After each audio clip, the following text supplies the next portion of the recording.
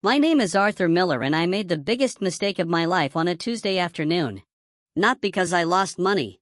Not because I ruined a business deal, but because I casually said 6 words that would later change everything. I already have a girlfriend. The problem, that girlfriend didn't exist. At the time, I thought it was the perfect excuse. My mother had been trying to set me up for months. Every weekend, she sent me pictures of women I had never met and messages that all sounded exactly the same. Arthur, she's smart. She has a good family. She works at a great company. She's exactly the kind of woman you need. I loved my mother, but after hearing the same speech over and over again, I started avoiding her calls. That afternoon, I was sitting in the break room at Hayes Global Technologies, staring at my phone while another message appeared. Mom, dinner tonight. No excuses. I already told her you're coming. I closed my eyes. No way. I whispered. The woman my mother wanted me to meet was probably another person who would spend 2 hours asking about my career, my salary, and my future plans. I wasn't interested. My life was already complicated enough. Working as Victoria Hayes' executive assistant was not a normal job.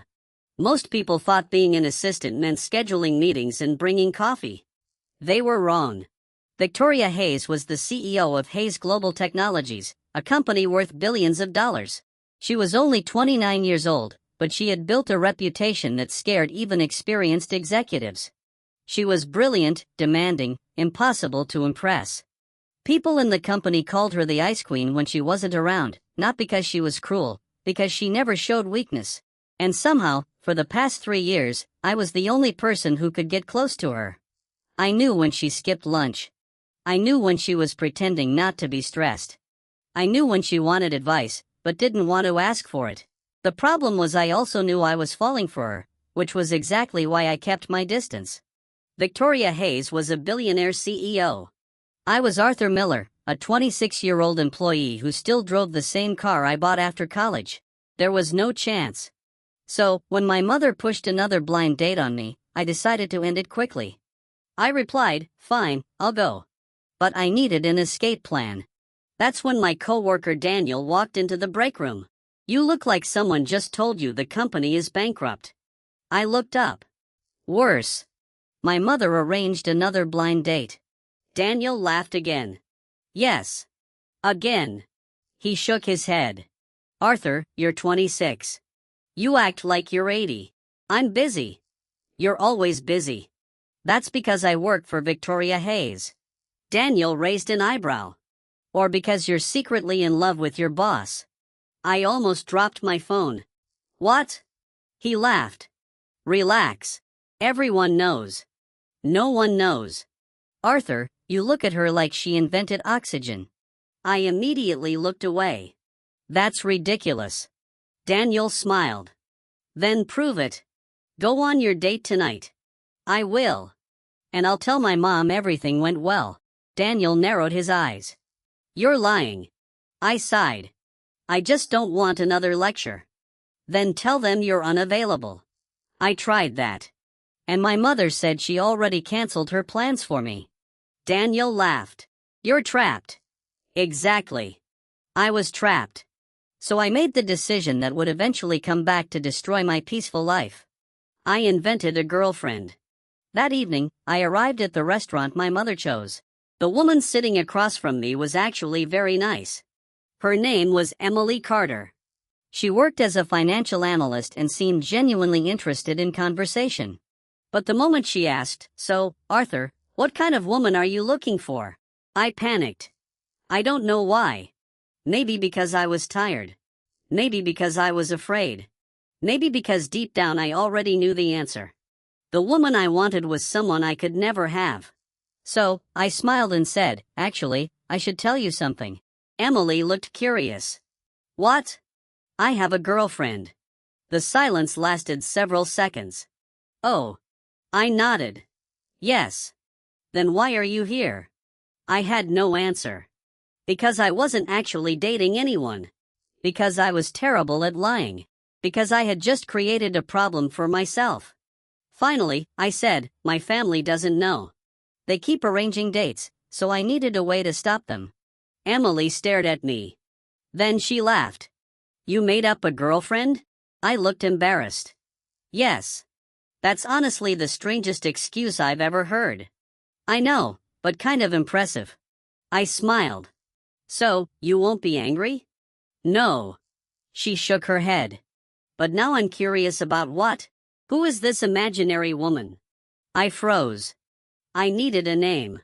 A random name. Any name. But for some reason, the first name that came into my mind was the only one that should never have been there. Victoria. The moment I said it, I regretted everything because the person standing behind me had stopped walking. I didn't notice, but Emily did. Her expression changed. She looked over my shoulder. Arthur? My heart sank. What? She whispered. Is that Victoria? I slowly turned around. And there she was. Victoria Hayes, my CEO, my impossible dream, standing behind me with a cold expression. For a moment, nobody spoke. Then Victoria looked at me. Not angrily, not surprised, just quietly. Victoria, her voice was calm. Too calm. I immediately stood up. Miss Hayes, I can explain. She looked at Emily. Then back at me. So, you have a girlfriend? I opened my mouth. Nothing came out because the woman I had just used as a fake excuse was standing right in front of me. The woman I secretly loved. The woman who controlled a billion-dollar company. And now she believed I had someone else. Victoria picked up her bag. Interesting. Wait. She looked at me. For the first time in 3 years, I saw something different in her eyes. Not anger, not disappointment, something much more dangerous, jealousy. Then she said, Arthur Miller, we need to talk tomorrow. And she walked away, leaving me standing there realizing one terrible truth. I had just told the one woman I wanted that I belonged to someone else. And somehow, I had no idea how badly she was about to react. I barely slept that night. Not because I was worried about my job, not because I was afraid Victoria Hayes would fire me. For some reason, the only thing I could think about was the look on her face when she heard me say another woman's name. Victoria had spent 3 years keeping everyone at a distance. She never cared about office gossip. She never reacted to rumors. She never showed jealousy. But yesterday, when she heard that I had a girlfriend, something changed, and I couldn't understand why. The next morning, I arrived at Hayes Global Technologies earlier than usual. I told myself I needed to prepare for a difficult conversation. That was all. It had nothing to do with wanting to see Victoria. Nothing. At least that was what I kept telling myself. When I entered her office, she was already there. Victoria was sitting behind her desk reading reports. She didn't look up. Close the door, Arthur. My heart tightened. Yes, Miss Hayes. I closed the door. For several seconds, she continued reading. The silence was worse than anger. Finally, she placed the documents down. So, she looked at me. You have a girlfriend? I swallowed hard. About that. Is she real? The direct question caught me off guard. I hesitated. That hesitation told her everything. Victoria leaned back in her chair. I see. Victoria, I can explain. You call me Victoria. I froze. Normally, I always called her Miss Hayes. Only when we were alone and she specifically allowed it did I use her first name. She noticed. And I noticed she noticed. Sorry, Miss Hayes. But instead of correcting me, she just looked away. Why did you lie? I sighed. My mother arranged a blind date. And I didn't want to go. So you invented a woman? Yes. Victoria looked at me. You created an imaginary girlfriend to avoid meeting another woman? Yes. Why? I didn't answer. Because the real reason was standing in front of me. Because I didn't want to meet someone else when my heart already belonged to someone impossible. Victoria waited. She was good at waiting. That was one of the reasons she was such a powerful CEO. She knew people would eventually reveal the truth when silence became uncomfortable. Finally, she asked, Who is she? I looked confused. What? The woman you invented. Oh. I rubbed the back of my neck. I just picked a random name. A random name? Yes. Victoria's eyes narrowed. What was the name? I knew this was a trap, but I couldn't avoid it. Victoria. The room became silent. Her expression changed slightly. Just slightly. Most people wouldn't notice, but I knew her. I saw it. For 1 second, the Ice Queen disappeared. Then she returned. So, you named your fake girlfriend after me. It wasn't intentional, wasn't it? I looked at her and I had no answer because maybe it wasn't intentional, but maybe some part of me had already revealed the truth. Victoria stood up. She walked around the desk. I immediately became nervous. She was my boss, the most intimidating woman in the company. But somehow standing close to her made me more nervous than any business meeting. She stopped in front of me. Arthur. Yes. If you wanted to reject that date, why didn't you simply say you weren't interested? Because my mother wouldn't stop. That's not what I asked. I looked at her. Victoria's voice became quieter. Why didn't you tell them you already had someone? I was confused because I don't. She stared at me. Then she asked, "Are you sure?" That question shocked me. What does that mean? Victoria looked away. For the first time, she seemed uncertain. That was something I had never seen before. Victoria Hayes was always confident, always in control. But now she looked almost nervous.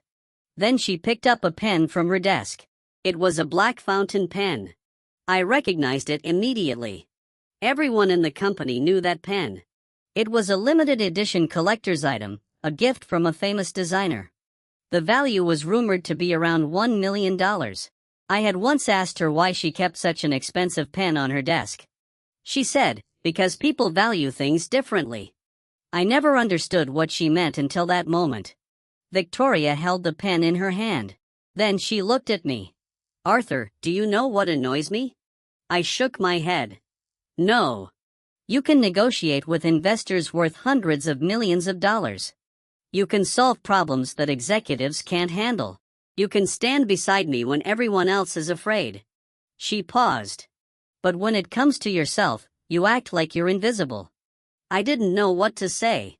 Victoria tightened her grip on the pen. Then suddenly, crack.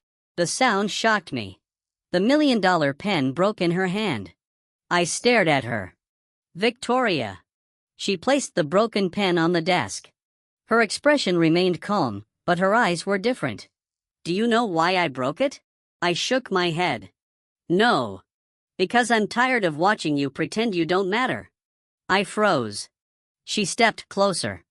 Then she said the words I never expected to hear. Arthur Miller, break up with your fake girlfriend. My eyes widened. What? Victoria looked directly at me. Her voice was firm. Leave the woman who doesn't exist. Then marry me. I thought I misunderstood. Ms. Hayes, I'm serious. She pointed toward the broken pen. You think you have nothing to offer me? You think I'm choosing you because I need someone? A faint smile appeared on her lips. You're wrong. She walked back to her desk and opened a folder. Inside were documents, company shares, investment agreements, numbers I couldn't even understand. Then she pushed them toward me. If you marry me, you won't just have my name. You'll have my trust. You'll have my company. You'll have everything I built. I stared at her. Why? Victoria looked at me quietly. Then she said, because everyone wants my money. Everyone wants my power. But you. She paused. You were the only person who stayed when you had nothing to gain. My heart stopped. For 3 years, I thought I was invisible. I thought Victoria only saw me as an employee. But now I realized I might have been the only person she truly saw. I looked at the broken $1 million pen on the desk. Then back at her. Victoria, she interrupted. No. Her voice softened. Don't call me your boss. She looked at me. Tell me the truth. Was there ever another woman? I stood there silently. Because I knew this was the moment everything changed. And the answer I gave next would decide whether I lost her forever or finally admitted the secret I had hidden for 3 years. I never had a girlfriend. Victoria didn't move. Then I added because the woman I wanted. I stopped. My voice became quieter. was someone I thought I could never have. For 3 seconds, neither of us said anything. Victoria Hayes stood in front of me, the most powerful woman in the company. And for the first time since I met her, she looked like she was waiting for my answer. Not as a CEO, not as my boss, but as a woman. A woman who was afraid of hearing the truth. I looked away because saying it out loud felt impossible. The woman I wanted, I repeated quietly. Victoria's eyes stayed on me. Who is she? My heart was beating faster than it ever had during any business meeting. I had faced angry investors. I had defended company decisions in front of executives twice my age. But standing in front of Victoria and admitting my feelings was harder than all of those things combined. I forced a smile. It doesn't matter. Her expression changed immediately. It matters to me. I looked at her. She rarely raised her voice. But those 4 words carried more weight than anything she had ever said. It matters to me, Arthur. I didn't know how to respond because the woman I loved was asking me to tell her she was the woman I loved. But my mind kept reminding me of reality. She was Victoria Hayes, the CEO of a billion-dollar company. I was just Arthur Miller, her assistant, the person who organized her schedule, prepared her meetings, and stood behind her when everyone else walked away. A person like me didn't belong beside someone like her. Victoria, she frowned slightly. You're doing it again. Doing what? Putting yourself below everyone else. I stayed silent because she was right. She always noticed things I tried to hide. She walked back to her desk and looked at the broken pen. You know why I bought this? I shook my head. No. Because people thought it was ridiculous. I looked confused. What? When I became CEO, everyone said I was too young. They said I inherited everything. They said I only succeeded because of my family. Her fingers touched the broken pieces of the pen. So, I bought something nobody could afford. I understood. It wasn't about the pen. It was about proving herself. Victoria Hayes had spent her entire life showing people she was strong, but she had never shown anyone how tired she was. Until me. I remember when I first met you, she said. I looked at her. You were the only person who didn't try to impress me. I smiled slightly. That's because I was terrified of you. For a moment, she looked surprised. Then she laughed. A real laugh. Not the polite smile she gave at business events. Not the cold expression she showed executives. A genuine laugh. You were terrified of me. Yes. Why? Because everyone else treated you like a queen. And you? I thought you were a person. Her smile disappeared. But not because she was upset. Because those words meant something to her. You thought I was a person. Yes. Victoria looked down. Then she quietly said, that might be the nicest thing anyone has ever said to me. I didn't know what to say because I realized something. The woman everyone feared was lonely. Later that afternoon, rumors started spreading through the company. People noticed Victoria had canceled 2 meetings. Nobody understood why. The CEO of Hayes Global Technologies never canceled meetings, especially not because of a personal matter. Daniel walked into my office with a worried expression. Arthur. I looked up. What? Did something happen? No. He stared at me. You're a terrible liar. I sighed. What did you hear? Daniel lowered his voice. People saw you enter Victoria's office this morning. So you were there for almost 2 hours. I said nothing. Daniel leaned closer. Arthur, what? Did the Ice Queen finally freeze you? I laughed. No. Then what happened? I hesitated. I couldn't tell him. Not yet. Because I still didn't know what was happening myself. My CEO had just asked me to marry her. And somehow I was more afraid than happy. Because accepting her love meant accepting a completely different life. A life where everyone would say he only married her because she's rich. He used her. He wasn't good enough. Those words didn't bother me when they came from strangers. But they bothered me because I knew Victoria would hear them, too. That evening, I found her waiting outside the building. I stopped. Victoria. She looked at me. You're leaving without saying goodbye. I was confused. I didn't know I needed permission. She walked closer. You don't. Then she paused, but I wanted to see you. Those words surprised me. Victoria Hayes wanted to see me. Not because of work, not because of a meeting, just because she wanted to. Why?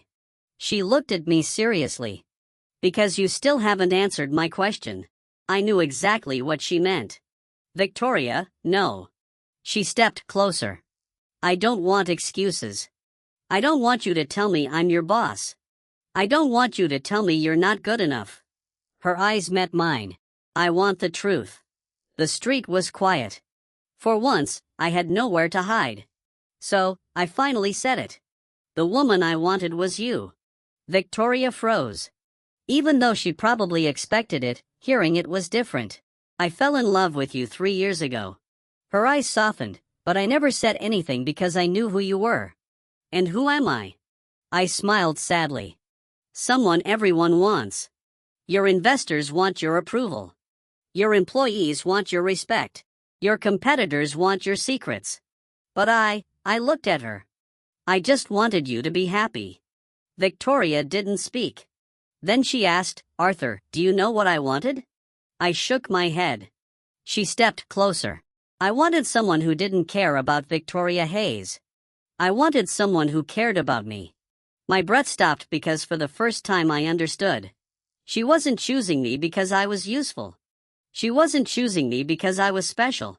She was choosing me because I was the only person who treated her like a normal woman. Then her phone rang. The moment she looked at the screen, her expression changed. The warmth disappeared. What happened? She answered.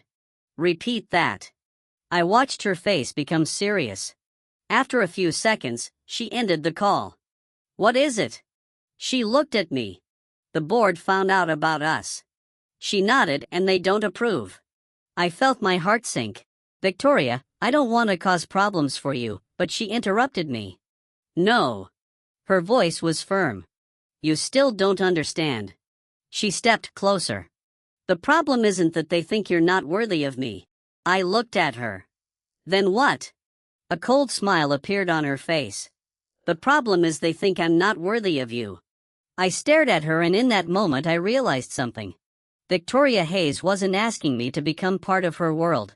She was preparing to fight the entire world just to keep me in hers. The next morning, I walked into Hayes Global Technologies knowing something had changed.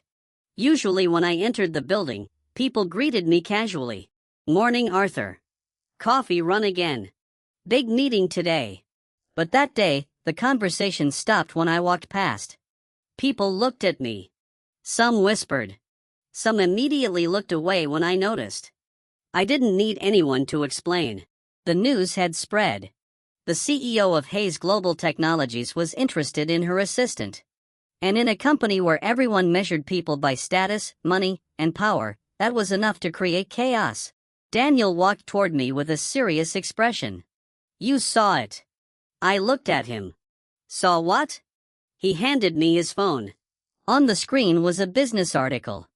Hayes Global CEO Victoria Hayes linked to young executive assistant Arthur Miller. My stomach tightened. I quickly read the article. It wasn't just gossip. Someone had leaked details about Victoria and me. The article questioned her judgment. It questioned whether I was using her. It questioned whether a billionaire CEO could make personal decisions without damaging her company. Daniel looked angry. Whoever wrote this is trying to destroy you. I handed the phone back. They're not wrong about one thing. What? I'm not someone who belongs next to Victoria. Daniel frowned. Arthur, I'm serious. He shook his head. You're doing it again. What? You're letting everyone else decide your value. Before I could answer, my assistant notification appeared. A message from Victoria. Come to the boardroom now. My heart tightened. I knew this wasn't going to be a normal meeting. When I entered the boardroom, every major executive was already there. The atmosphere was completely different from any meeting I had attended before. Usually, I stood behind Victoria and took notes. Today, everyone was looking directly at me. At the center of the room sat Victoria. She looked calm, cold, professional.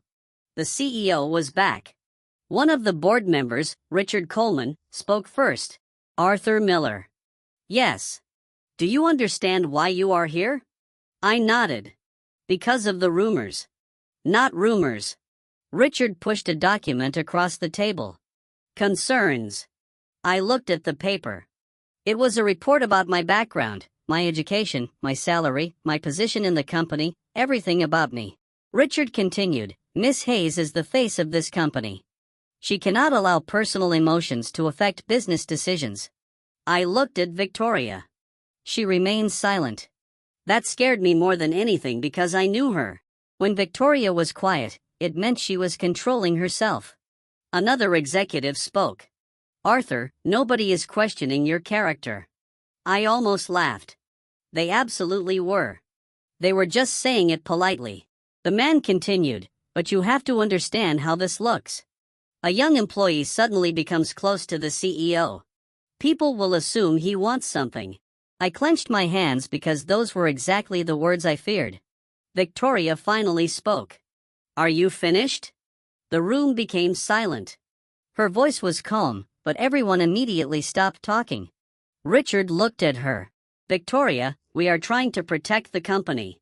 No. She looked at him. You are trying to protect your own opinions. Nobody moved. Victoria stood. You reviewed Arthur's salary. You reviewed his position. You reviewed his background. But did any of you review what he has done for this company? Silence. She continued. When our largest investor threatened to withdraw, who stayed overnight fixing the problem? Nobody answered. When our security system was attacked, who found the weakness before our engineers? Again, silence. When I was blamed for a failed acquisition, who was the only person who defended me? Victoria looked around the table. Arthur. I looked down. I never expected her to remember those things because to me they were just things I did, but to her they mattered. Richard leaned forward. Victoria, emotions are clouding your judgment. The moment he said that, something changed. Victoria smiled. Not a warm smile. A dangerous one. Emotions. She walked toward the screen. Then she displayed a document. Everyone looked surprised. What is that? Richard asked. Victoria answered. The performance report of Arthur Miller. The screen showed numbers, projects, revenue growth, problems solved, deals saved. Everyone became quiet because they expected to see an average employee. Instead, they saw someone who had quietly become one of the most valuable people in the company. Victoria looked at them. You call him an assistant. He is the reason many of you still have your positions. Nobody spoke. Then Richard said, even if that is true, marriage is different. Victoria turned around. Yes, it is. Then she looked directly at me. But that decision belongs to me. My heart skipped because I knew what she was about to say. Victoria walked to my side. Not behind me, not above me, beside me. Then she said, Arthur Miller is not my employee today. He is the man I chose. The entire room froze. She continued. And if anyone believes he is not worthy of standing beside me, she looked around. They are questioning my judgment. Nobody dared respond. After the meeting ended, I followed Victoria back to her office. The moment the door closed, I spoke. You shouldn't have done that. She turned around. Done what? Risked your position. She looked confused. My position? Yes. Because of me? Victoria walked closer. Arthur. Her voice softened. You still think I chose you because I made a mistake? I didn't answer. She sighed. Do you know what my biggest fear was? I looked at her. That one day you would realize I'm not as perfect as everyone thinks. I was surprised. Victoria. No. Listen. She looked away. Everyone sees the CEO, the billionaire, the woman who never loses. But you, she smiled slightly. You saw me when I was exhausted. You saw me when I failed. You saw me when I was scared. I stayed silent because she was right. I had seen those moments. Moments nobody else knew existed. Then she reached into a drawer. She pulled out something. A small box. My eyes widened. Victoria. She opened it. Inside was the replacement pen. Not the broken one. A new one. But engraved on it were two words. Arthur Victoria. I stared at it. Why? She smiled. Because I broke the old one when I was angry. Angry at what? She looked at me, angry that you could love me for 3 years and still believe I would never choose you. I didn't know what to say. Then she placed the pen in my hand. Arthur. Yes. I don't need you to become rich. I don't need you to prove anything. I don't need you to impress anyone. She stepped closer. I only need you to stop running away from me. Before I could answer, my phone rang. I looked at the screen. It was my mother. I answered, Mom. Her voice sounded excited. Arthur, I heard some news. My heart sank. What news? She paused. Is it true that the woman you're dating is Victoria Hayes? I froze. Victoria looked at me. Then my mother said the words that changed everything. Arthur, why did you never tell us you were dating a billionaire? I didn't answer my mother immediately. Not because I didn't know what to say. Because I knew whatever I said next would change everything. Victoria was standing in front of me, watching quietly. She didn't interrupt. She never did when something mattered to me. Arthur, my mother asked again. Are you still there? I finally responded, Mom, it's not what you think. There was a pause. Then she laughed. Not what I think, Arthur. The entire internet is talking about it. I closed my eyes. Of course, within hours, the entire situation had become public. My fake girlfriend story. Victoria's reaction, the board meeting, everything. My quiet life was gone. Mom, I'll explain everything tonight. Is she there with you? I looked at Victoria. She raised an eyebrow. I immediately knew she heard that question. Yes. My mother became silent. Then she said, Arthur. Do not mess this up. I was surprised. What? You have spent your whole life thinking you are not good enough for people. I didn't speak. My mother continued. But if that woman truly cares about you, don't push her away because you are afraid. I looked at Victoria. For some reason, those words hit harder than I expected. I'll talk to you later, Mom. After hanging up, the office became quiet. Victoria looked at me. Your mother likes me. I laughed. She hasn't met you yet. She already decided. That's my mother. A small smile appeared on Victoria's face. It disappeared quickly, but I saw it. And somehow that tiny smile made me happier than all the money in the world. That evening, Victoria invited me to dinner. Not a business dinner, not a company event, just dinner. I almost said no out of habit, out of fear. But this time, I stopped myself. I needed to stop running. When I arrived, Victoria was already waiting. She wasn't wearing the usual business suit. She looked different. Not like the CEO everyone feared. Just Victoria, the woman I had fallen in love with. You're early? She said. You're surprised? You're usually early for meetings. I smiled. This isn't a meeting. No. She looked at me. It's not. For some reason, that simple sentence made me nervous. We sat down. For a while, we just talked. Not about work, not about the company, about ourselves. I learned things I never knew. Victoria hated flying. She loved old movies. She secretly listened to music from the 90s. She kept every handwritten note people gave her. I stared at her. You really don't act like the person everyone describes. She looked at me. And what person do they describe? The Ice Queen. She rolled her eyes. I hate that name. You do? Yes. Then why don't you tell people? She looked down. Because sometimes it is easier to let people believe you are cold. Why? Because people stopped trying to hurt you. I became quiet. Because I understood. Victoria wasn't cold because she didn't have feelings. She was cold because she had too many. After dinner, she drove me back. Before I left, she stopped the car. Arthur. Yes. There's something you don't know. I turned toward her. What? She looked at the road ahead. When you started working for me 3 years ago, I almost rejected your application. I smiled.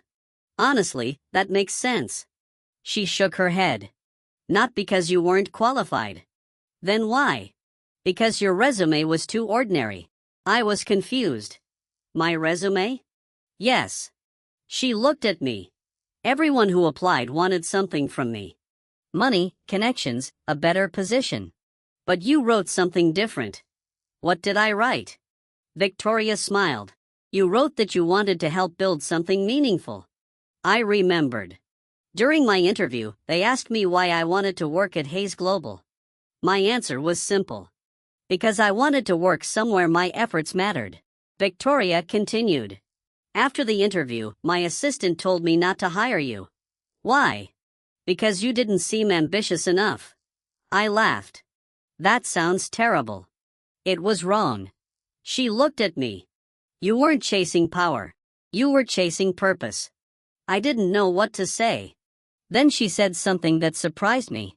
That was the first time someone impressed me without trying. I looked at her. Victoria, she interrupted. Do you know when I realized I loved you? My heart stopped. She looked away. It wasn't when you solved the crisis. It wasn't when you saved the company money. It was a small thing. What thing? One night, I was working late. I hadn't eaten all day. You left food on my desk. I smiled. You remember that? I remember everything about you. Those words were quiet, but they hit me harder than anything else. You didn't leave a note. You didn't ask for praise. You didn't even wait for me to thank you. She looked at me. You just cared. I looked down because suddenly I understood. All those years I thought I was hiding my feelings. But maybe I wasn't. Maybe Victoria had known all along. The next day, another problem appeared. A major investor threatened to cancel a $300 million partnership. The reason? They claimed Victoria was making emotional decisions because of me. When I saw the news, I immediately went to her office. We need to fix this. Victoria looked up from her computer. No. I stopped. No. She shook her head. You need to stop thinking the solution is leaving. I didn't answer because that was exactly what I was thinking.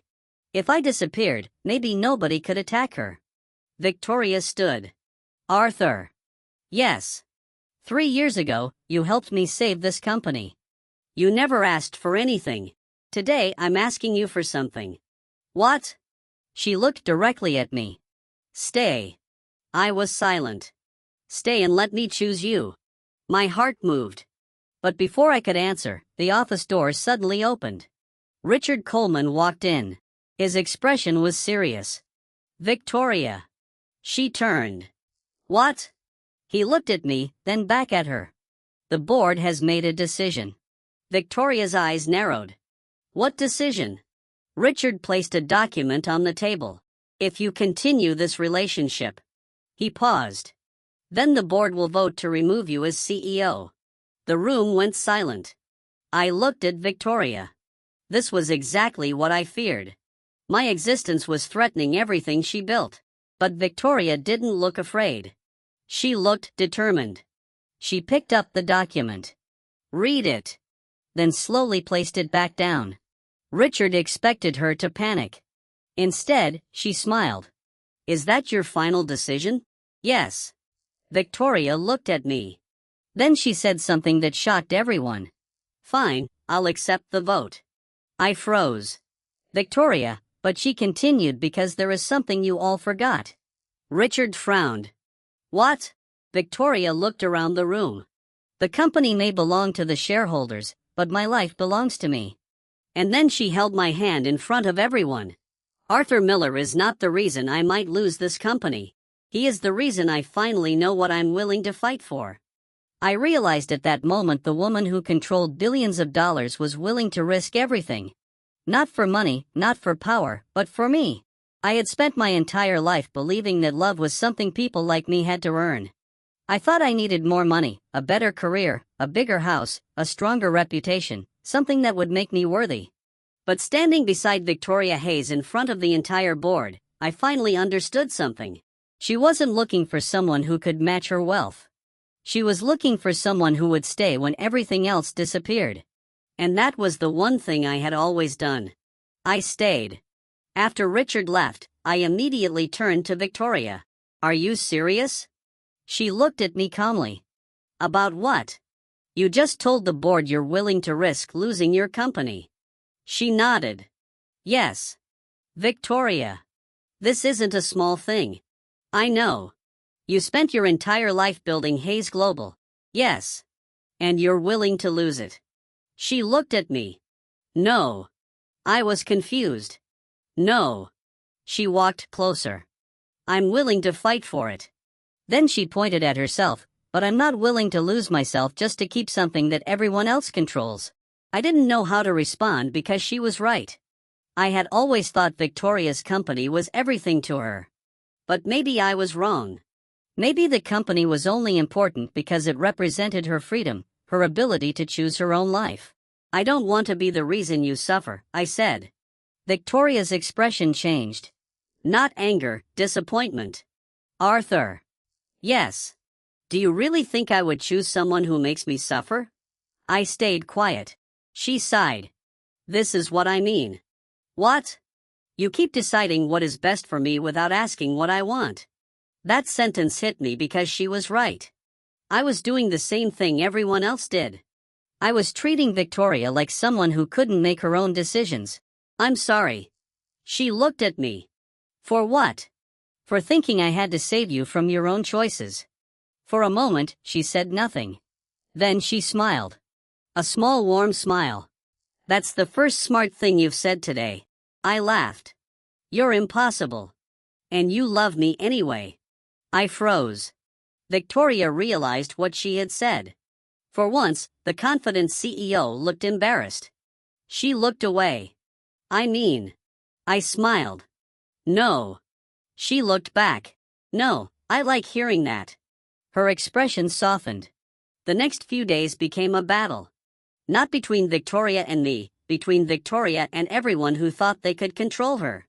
The board tried to pressure her. Investors questioned her judgment. News outlets continued publishing stories about us. Some people call me a gold digger. Some call me a nobody. Some said Victoria had lost her mind. I expected Victoria to ignore it. Instead, she did something unexpected. She asked me to attend every meeting with her, not as her assistant, as her partner. The first time I walked into an investor meeting beside her, everyone became silent. One investor looked at me, then looked at Victoria. Is he really joining this discussion? Victoria didn't hesitate. Yes. The man frowned. He has no experience at this level. Before Victoria could answer, I spoke. You're right. Everyone looked surprised. I continued. I don't have decades of experience sitting in boardrooms. I don't have billions of dollars. I don't have your position. The room became quiet. But I know this company. I know the people who built it. And I know Victoria. The investor raised an eyebrow. You think knowing her is enough? No. I looked at him. But understanding her decisions is more valuable than pretending to understand her. Victoria looked at me. I continued. For years, everyone has told Victoria what she should do.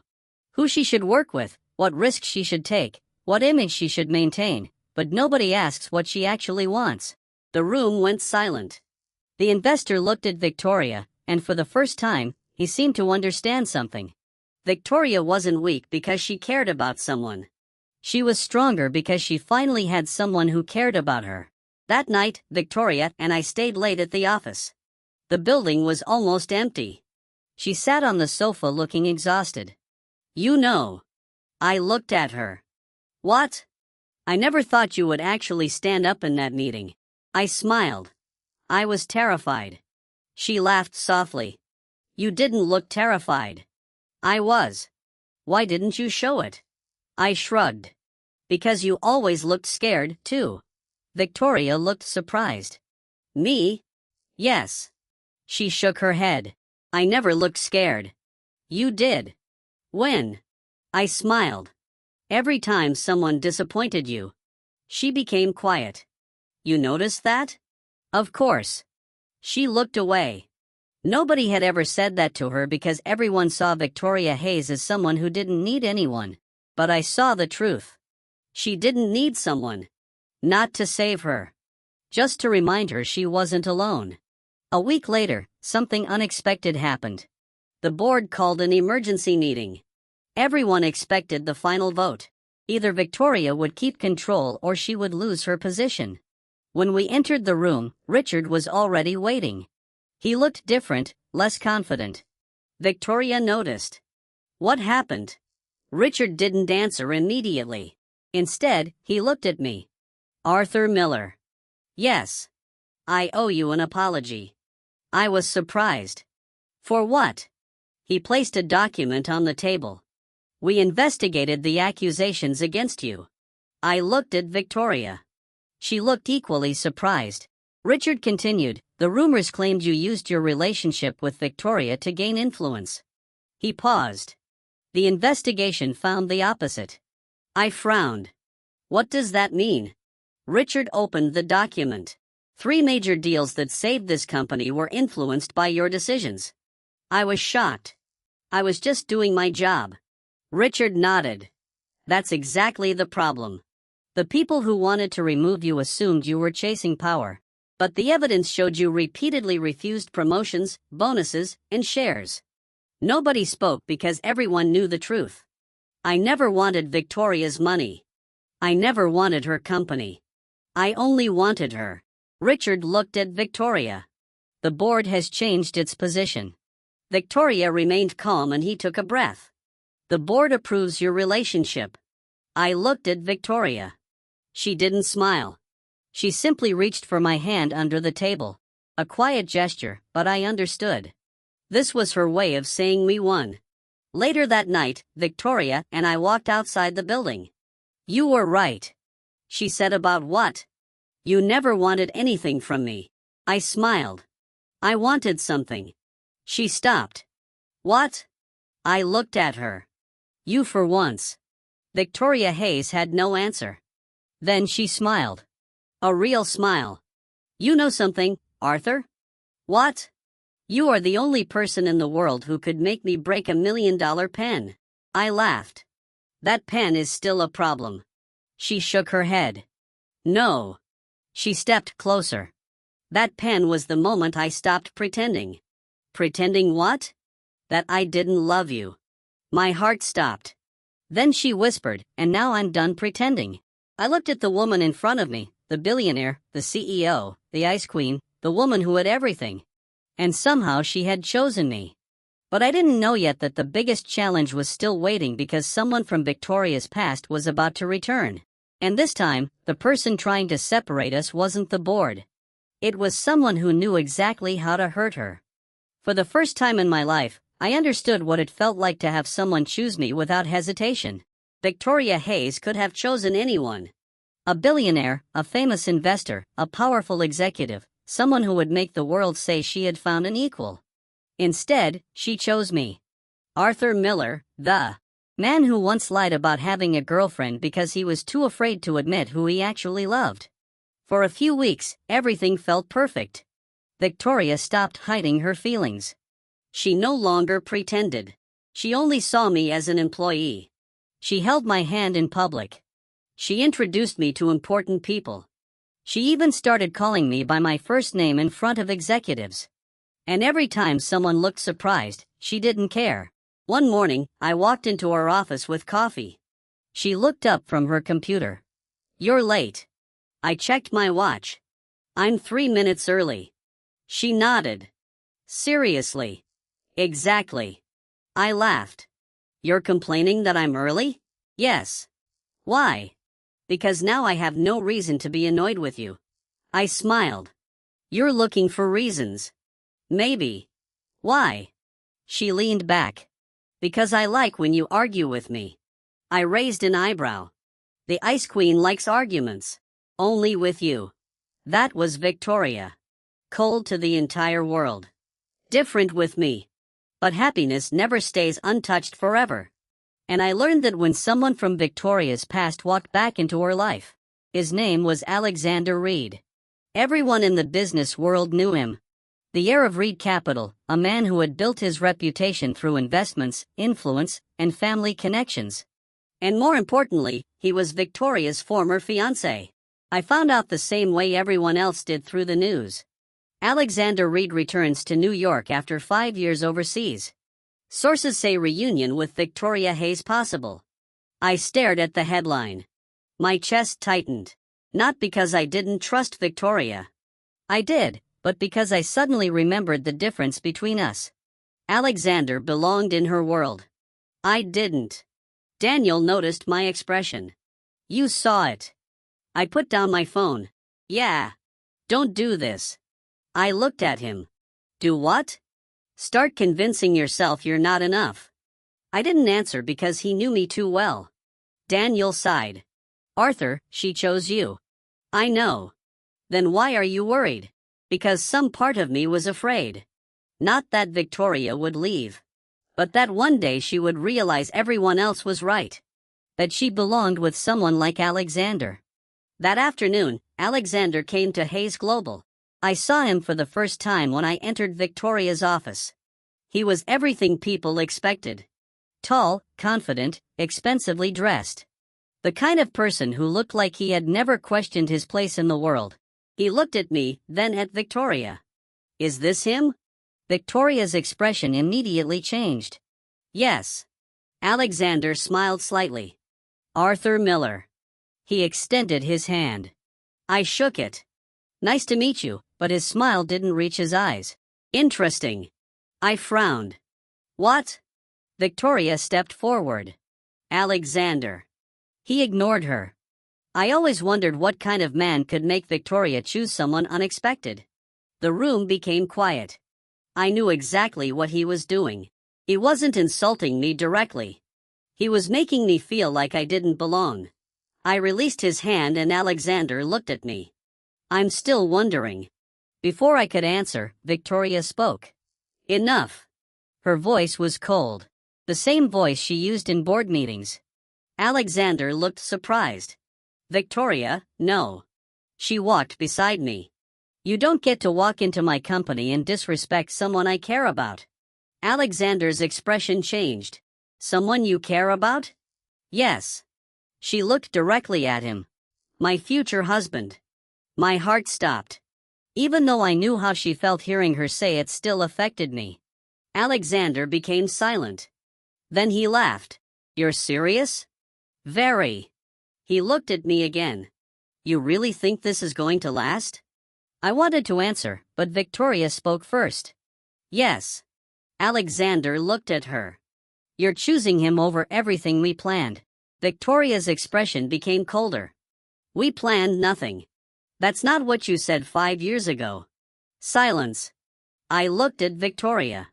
For the first time, I saw something I had never seen before. Pain. Alexander noticed. He smiled slightly. Tell him. Victoria didn't move. Tell him what? The reason you left me. My heart tightened. Victoria looked away. Alexander continued. Tell him you didn't leave because you stopped loving me. Tell him you left because your father forced you to choose the company. I looked at Victoria. She had never told me this. Alexander stepped closer. She chose the company over me. And now she's pretending she can choose love. Isn't that right, Victoria? The room was silent. I waited, not because I believed him, because I wanted to hear the truth from her. Victoria finally spoke. Yes. My heart sank. She continued. I chose the company. Alexander smiled. Exactly. But Victoria wasn't finished. I chose the company because I was 24 years old and afraid. She looked at him. I thought losing the company meant losing everything. Then she looked at me, but I was wrong. Her eyes softened. I had already lost something more important. Alexander's smile disappeared. Victoria continued. I lost the person who loved me when I had nothing to offer. I realized she wasn't talking about Alexander. She was talking about me. Alexander became quiet. Victoria walked toward the door. Your meeting is over. He stared at her. You're really going to throw away our history? She answered without hesitation. No, I'm respecting it. But my past is not my future. After Alexander left, I stayed silent. Victoria noticed. You're upset. I shook my head. No. Arthur. I looked at her. Did you love him? She didn't avoid the question. Yes. That answer hurt, but I appreciated her honesty. Then she continued, but I wasn't the person I am now. She walked closer. I loved him when I was trying to prove myself. I stayed because I thought powerful people only deserved powerful relationships. She looked at me, but then you came into my life. I said nothing. You never cared about my company. You never cared about my last name. You never cared about what I could give you. She touched my hand. You cared about me. I looked at her, and that's why you're afraid. I didn't answer because she was right. Victoria smiled softly. Arthur. Yes. I didn't choose you because you were better than Alexander. I chose you because with you. She paused. I don't have to be Victoria Hayes, CEO. I can just be Victoria. Those words destroyed the last wall I had built. I pulled her into my arms. And for the first time, I stopped wondering if I deserved her because I finally understood. Love was never about who stood higher. It was about who stayed. But the next morning, another surprise arrived. A lawyer walked into Victoria's office. He placed a folder on her desk. Ms. Hayes. Victoria looked at him. What is this?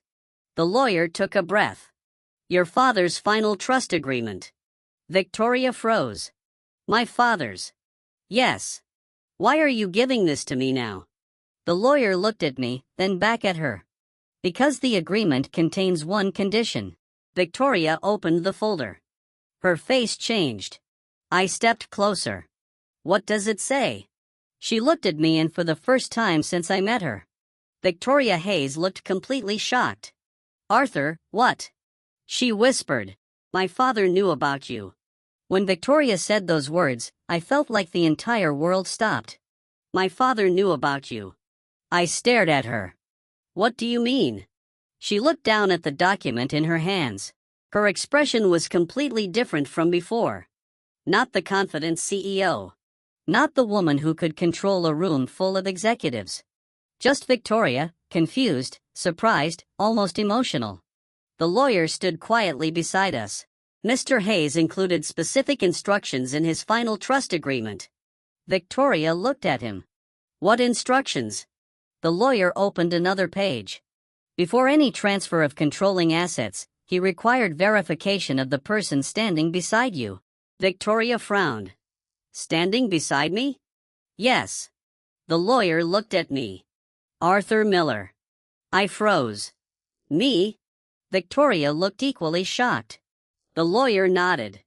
Your father believed that the person you chose to build your life with would reveal more about your character than any business decision. I looked at Victoria.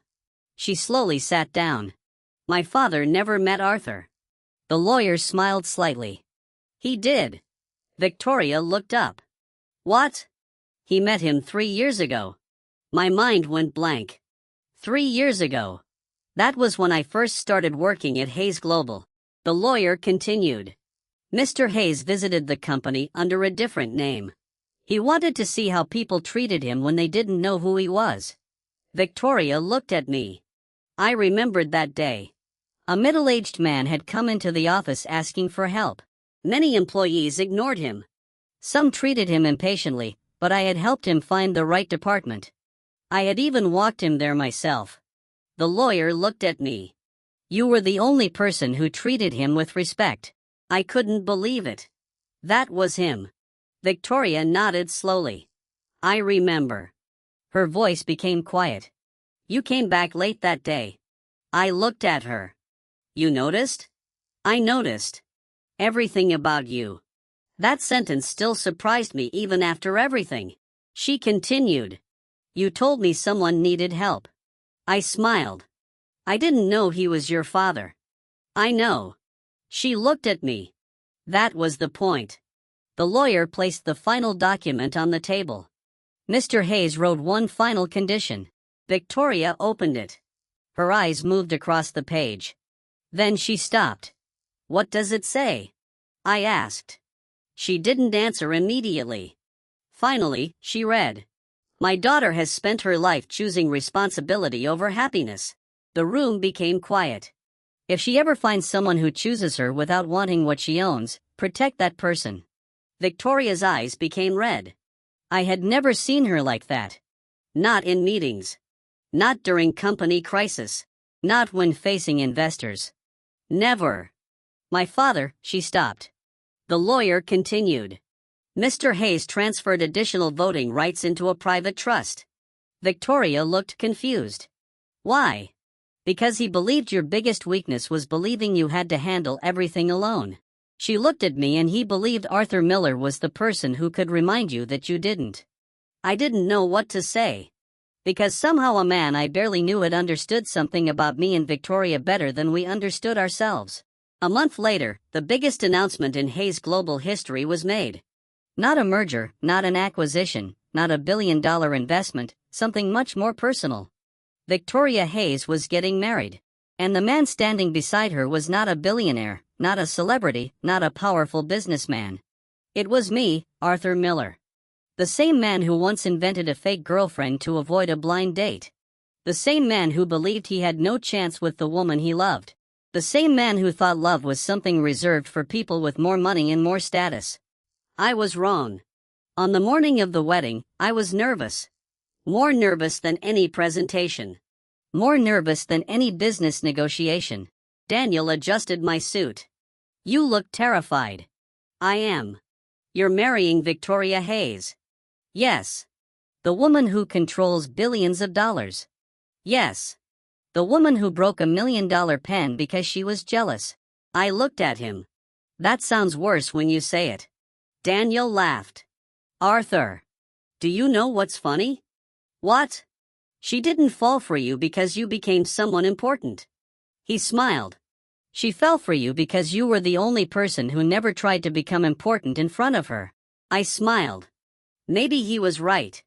When Victoria walked toward me, everything became quiet. Not because she was wearing an expensive dress, not because cameras were everywhere. Not because the world was watching, because it was her, the woman who had everything and still chose me. When she reached me, she smiled. "You looked nervous." I laughed. "You're surprised a little." "Why?" "Because you can negotiate with billionaires, but you're afraid of marrying me." I smiled. "Those billionaires don't mean as much." For a moment, she just looked at me. Then she whispered, "That's why I chose you." After the ceremony, reporters surrounded us. One reporter asked, "Victoria, many people still wonder why you chose Arthur Miller." She looked at me, then answered, "Because everyone else saw what I owned. They saw my company, my money, my influence." She held my hand, but Arthur saw me. The reporter asked, "Wasn't it risky choosing someone without the same status?" Victoria smiled. "No, because the biggest risk in life is spending everything you have and still having nobody who truly loves you." The crowd became silent. Then she looked at me, and I already found that person. That night, after everything ended, Victoria and I sat together. No cameras, no executives, no business decisions, just us. I looked at her. "Do you remember the first day we met?" She smiled. "Yes." "You thought I was ordinary." "No." I looked surprised. "No." She shook her head. "I thought you were dangerous." I laughed. "Dangerous?" "Yes." "Why?" "Because you were the first person who made me forget I was Victoria Hayes." I smiled. And now she leaned closer. "Now I don't want to remember." I laughed. "You really are different with me." She nodded. "Because with you, I don't have to be the ice queen." She touched my hand. "I can just be your wife." Years later, people still talked about the billionaire CEO who married her assistant. They called it impossible. They called it unexpected. They called it a fairy tale. But they never knew the truth. Victoria Hayes didn't choose me because I became rich. She didn't choose me because I could give her something. She chose me because when everyone else wanted something from her, I was the only person who wanted nothing except her happiness. And the funniest part, the woman I once pretended to have became the woman I spent my life loving. Because sometimes the person you think you can never reach is the person who has been waiting for you all along.